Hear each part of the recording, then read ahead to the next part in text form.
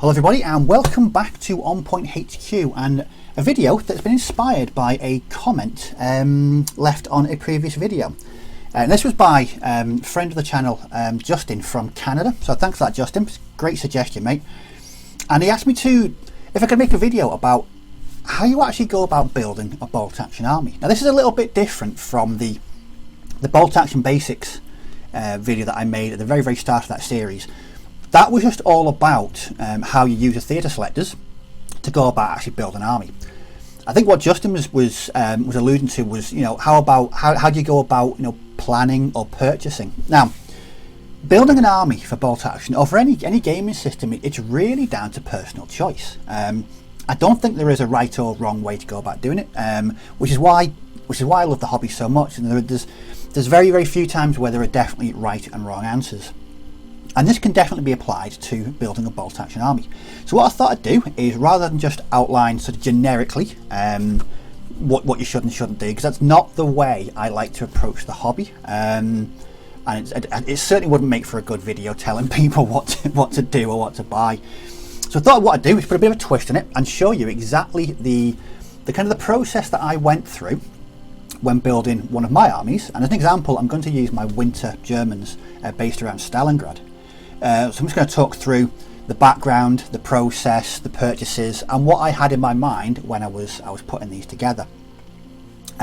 One thing I would say though is, it's quite an important point, and something I did with my winter Germans. It's, before you make any purchases, plan what you're doing. Now, what do I mean by this? Well, look at the selectors in the books. So you chose your nationality, and you're looking at the selectors within the army book. It may be one, it may be across a couple, but what I would always say is plan and ensure that you're buying the correct figures. Very easily done to make a mistake and buy a box of incorrect figures. An example of this would be, let's say for example you're really interested in building a German army from 1939 to 1940, so Blitzkrieg, invasion of Poland, and also invasion of France. If you were to go out and buy the plastic Grenadier box, it's not going to be very helpful because there's loads of stuff in there you can't use. The uniforms are going to be incorrect, and it's not a great start to building your army. Luckily, what Warlord Games do, and it's very helpful they do this, is on the boxes they will include a little box, and it outlines what period the figures inside are suitable for, so early, mid or late war. So clearly if you're going for a 1939-40 list, you're going to be looking for early war and the Blitzkrieg Germans with the correct uniforms and the correct loadouts in there. I think that is a very easy mistake to make. So one thing I'd always say, sort of a definite thing that I would do anyway, would be make sure you're buying the correct boxes in line with the theatre selector that you're choosing to work on. So once you've got that done, it's pretty much up to you. Now, the process that I go through is, anyone that knows me knows I'm not a competitive player by any stretch of the imagination. I would rather have a day of fun, throwing some dice around with my mates, with some nice looking armies on a nice tabletop. I'm not there to crush my opponent asunder, make it a really unenjoyable time. So my armies are always set up in that way, so they're always geared around what's going to look good on the table, not what's going to destroy my opponent in 3 rounds. Some people are competitive players and they will think that way. No problem with that at all. If that's how you play the game, that's how you play the game. For me, I'm a non-competitive. I'm in it for the fun, the enjoyment. So that's how I go about doing it. So when I saw the Winter Germans, I knew exactly what I wanted to do with them. So I wanted them to be set in Stalingrad. But what I did first, I did my research. So I looked at the Winter German box, but I also looked inside the box online. So you can see, you do a search for different sprues, you can see what's in the boxes. And what I noticed was that these could be used for mid to late war. So there's quite a few assault rifles in there. Now, if I'm planning a force in Stalingrad, assault rifles weren't there. So there's going to be parts of that box that I can't use. Which is a bit of a problem. So what I did was I bought 2 boxes. Now this may seem a bit over the top, but I've got a lot of use out of those boxes. And if you've seen videos on the channel before, I've used quite a few of those bits and pieces in various kit bashing projects. So it was a good trade-off. I got what I needed for my winter Germans, but I also had lots of extra bits and pieces left over to take part in some kit bashing. Now, the theatre selector that I was going to be using from the Armies of Germany book is called Death on the Volga, which is a specific Stalingrad related theatre selector, and all the choices are based around this. So what I'm going to do now is just talk you through exactly what I went through when building the army that I've got at the moment, and sort of the thought process that went behind it. Now, when I sit down to build a bolt action army, there's always one thing you've got to get, sort of what I always try and get right first, and that's the core sort of spine of your army. So all the theatre selectors will have a mandatory sort of troop choice you have to take, and the Death on the Volga one is very, very similar to lots of other lists where you've got a HQ and 2 infantry sections, and the 2 infantry sections are often broken down into specific types of infantry. So, for example, some of the later German lists, you can have a HQ, and then your standard infantry options could be Fallschirmjäger, Grenadiers, or SS, or Osttruppen, Luftwaffe Division. With the Death in the Volga list, it's largely around veteran infantry or just normal infantry. So what I did first was I used my Winter German box to build this, which is my HQ section. Bit different to my normal HQs. This is based on a bigger base than normal. It's just something I wanted to do with this army, just to make it stand out a bit more. So I used the bits and pieces in there to build a HQ section. So once that was done, what next? So the next mandatory choice is 2 infantry sections. So I opted for 2 veteran infantry sections, and these will be on the screen now. As you can see, these are 8-man sections. Now, I did this on purpose. Like I mentioned before, I'm not a competitive player, and I like my bolt action armies to have a sort of theme or a background to them. So in my sort of mind, in my vision, I wanted these to be sort of under strength sections. You know, they've been stuck in Stalingrad for many months. They've incurred casualties, so we don't have, you know, full strength infantry sections. I mean, is it going to hurt me in game? Probably. Is it thematic? Absolutely. I know which is more important for me when it comes to games. So I choose to run all my infantry sections as 8-man. So with the mandatory choices out of the way, it's time to sort of add to it. Now, bolt action is very much an infantry based game, so I always try and include as much infantry as possible. So with my Winter Germans, I went away and I built 2 more sections on the screen now.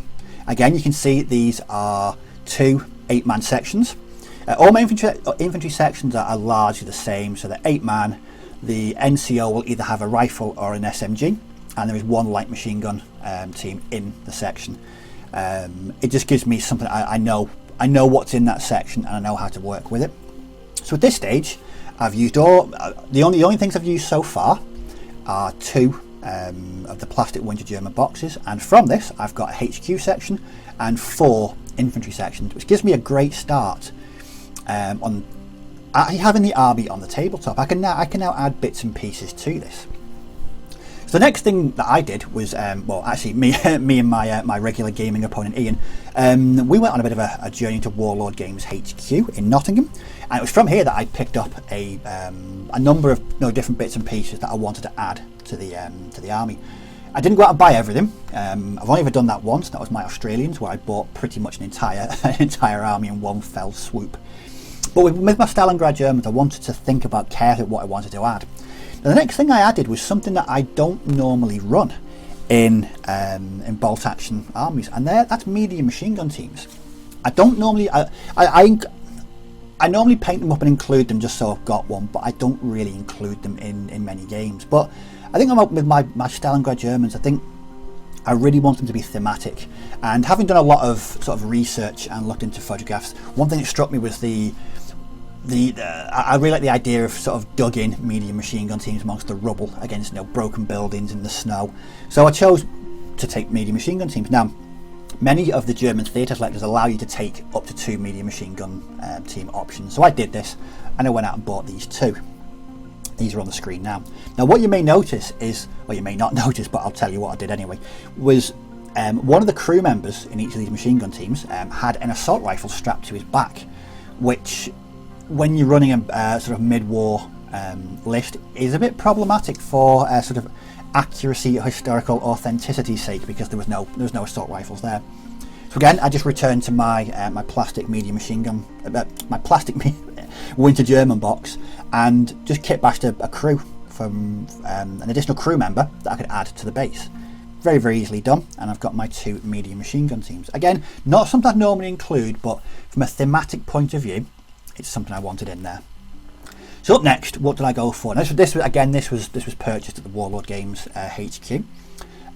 Was a bit more long range firepower, and that was a mortar. So I chose this, which is a medium mortar. Next to it, what you'll notice is a spotter. So where did the spotter come from? Well, I mean, I could have easily cobbled one together using the plastic Winter Germans.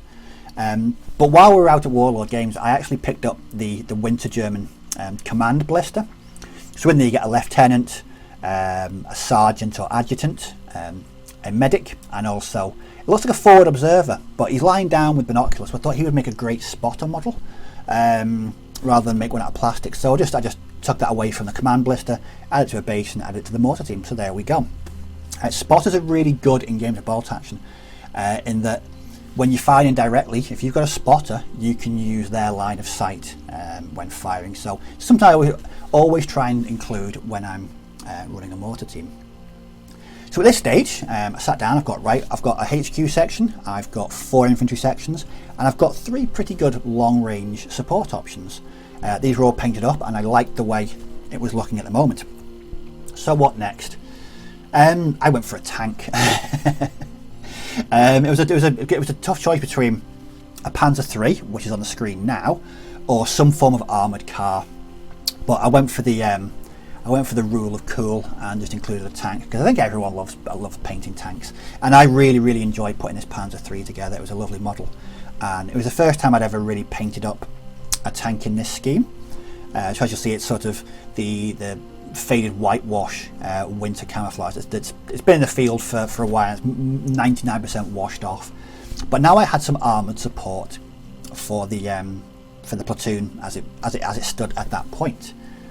And I was quite happy with that, but thought, no, I'm pretty sure there's a few other bits and pieces I can add as well. So I went back to the command blister. I remember in there was a medic figure, and it's on the screen now, but I absolutely love this figure. I think many people know I'm not a fan of metal miniatures, but this is a brilliant miniature, and I really wanted to include this in the army. Some people don't really go for medics in their platoons, and this is balanced against ability and point cost. Again, because it's Stalingrad, for me it's thematic. You've got medics in between the sections, patching people up left, right and centre.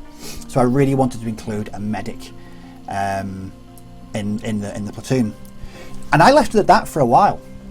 And then earlier this year, I added this. This has been seen on the channel a few times. This is my higher command section. This is my major, and this was built as part of the Becker's Commands Challenge. But I really wanted to add a sort of another HQ section to the platoon, and I did this. And this was largely kit bashed, and it was a lot of fun to put together. Again, using the plastic Winter German box as sort of base, and built that around that to make this the HQ section.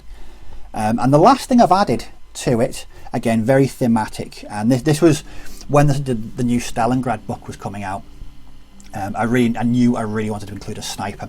So again, it's been seen on the channel before, but this is my Major Koenig sniper, one of my favourite builds of the past year. Really happy with this. I think snipers, if you've seen, you've read books about Stalingrad, the sniper duels. I really wanted to include a sniper in there, again, just to maintain that kind of thematic ethos that I always go for when I'm building a bolt action army. And that is pretty much what the army looks like to date. I'm in the middle of repainting it, because I did paint it 2.5 years ago. And so I'm currently working through a bit of a repaint, just to touch it up a little bit. So that's why they do look a bit different. But I am planning to add to this over the next 6-7 months or so.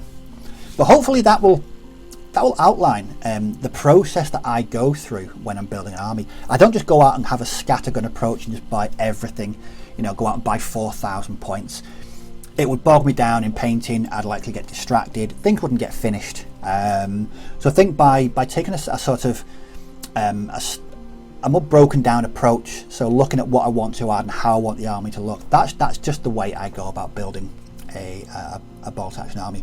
Like I said, the main thing for me, there are no right and wrong answers, but always do your research. Make sure that what you're buying is relevant and correct for the period or the theatre selector that you've chosen to go for. Otherwise, yeah, you could be facing a few issues once you've realised you've bought the wrong figures. So it's always good to do your research first, to make sure when you do get your figures, you're in a good position to start and really throw yourself into building that bolt action army. But that's it. That's how I go about building. I apply this to most of my bolt action armies. It's the same way I go about doing it for pretty much everyone. I hope you found that useful. You can take some points from it. Let me know in the comment section below. What do you do? How do you go building your army? Do you do it like I do, so in bits and pieces, or do you go out and buy 2,000-3,000 points and work on it periodically like that? It'd be really interesting to hear people's opinions on this, because I think it's a part of the hobby that's very personal to everyone. I think everyone has their own idea of how to go about building a bolt action army, but this is mine, so it's more about the background, how it looks on the table, rather than how it's going to perform in game. Well, like I mentioned before, I hope you found that helpful. If you've got any comments or questions, leave them down below and I'll certainly respond to all comments and questions. But as always, thanks for watching, do take care, may your dice roll well, and I'll catch you all in the next video. So bye bye for now.